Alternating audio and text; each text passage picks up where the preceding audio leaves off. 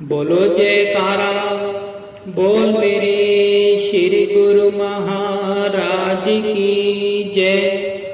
प्रेमियों, आपके सामने श्रीमुख प्रवचन प्रस्तुत कर रहा हूँ। आपसे प्रार्थना है कि ध्यान लगाकर सुनिएगा। मनुष्य का मन ऐसी प्रकृति का बना हुआ है कि जिस पर प्रत्येक प्रकार का भाव अंकित हो जाता है, जिसको संस्कार कहते हैं। मन की ऐसी अवस्था है कि यह निंदा, बुराई तथा अपनी प्रशंसा की बातों को ध्यान से सुनता है। यही बातें विचार का रूप धारण कर लेती हैं और विचार ही संस्कार बनते हैं। जिस प्रकार घर की सफाई करने में तो अधिक समय लगता है, परंतु कूड़ा करकट बिखेरते समय देर नहीं लगती। पानी को ही ले लो, पानी में यदि रेत, मिट्टी आदि डाल दी जाए तो वह पानी शीघ्र ही गंदा हो जाता है, परंतु उस पानी को साफ करने के लिए कितने ही साधन अपनाने पड़ते हैं।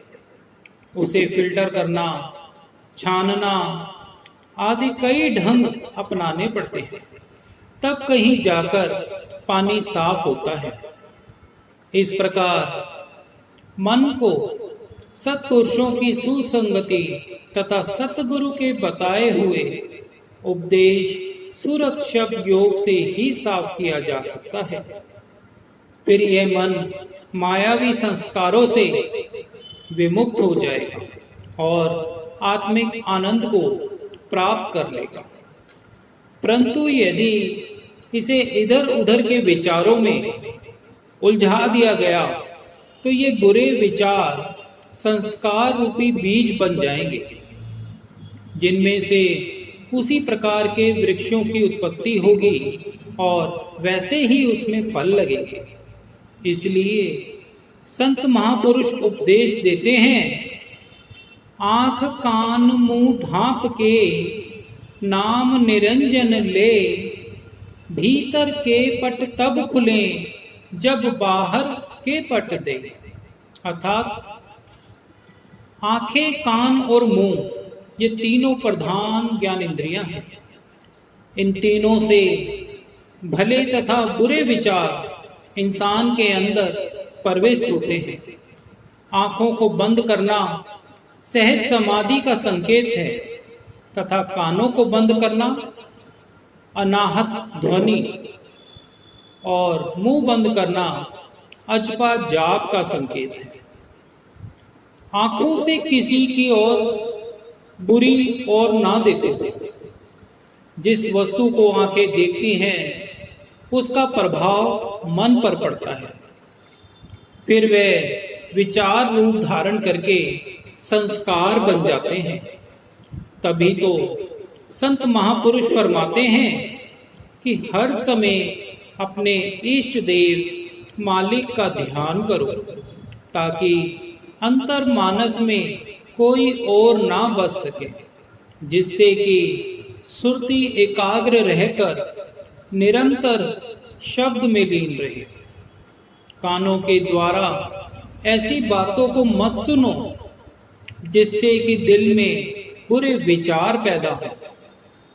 ये श्रवण रस ऐसा है कि दूर से भी कोई निंदा, चुगली अथवा अपनी प्रशंसा की बात हो रही हो तो उसे शीघ्र ही सुन लेता है, परंतु वही विचार ही संस्कार बन जाते हैं। मुंह से ऐसी वाणी ना निकले जिससे कि पीछे पछताना पड़े। इसलिए संत महापुरुष उपदेश करते हैं कि मन को बुरे विचारों से बचाने के लिए सदा मालिक के भजन सुमिरन में अपने मन को लगाओ, अन्यथा इन मायावी संस्कारों का परिणाम अधिक कष्टदायक होगा। जैसे संस्कार बनते हैं वैसे कर्म भी स्वाभाविक हो जाते हैं। अतः यदि लक्ष्य को पाना चाहते हो तो ऐसे विचार पैदा करो जिससे श्रेष्ठ कर्म हो, वही कर्म फिर संस्कार बन जाए। संत महापुरुषों की पावन संगति से शुभ विचार मिलते हैं, शुभ विचारों से शुभ संस्कार बनते हैं, शुभ संस्कारों से मन शुद्ध होकर आत्म आनंद को प्राप्त करने में समर्थ होता है। अतः संत महापुरुषों की संगति मनुष्य के शुभ संस्कारों को बनाने के लिए अति आवश्यक है। बोलो जयकारा, बोल मेरे श्री गुरु महाराज की जय।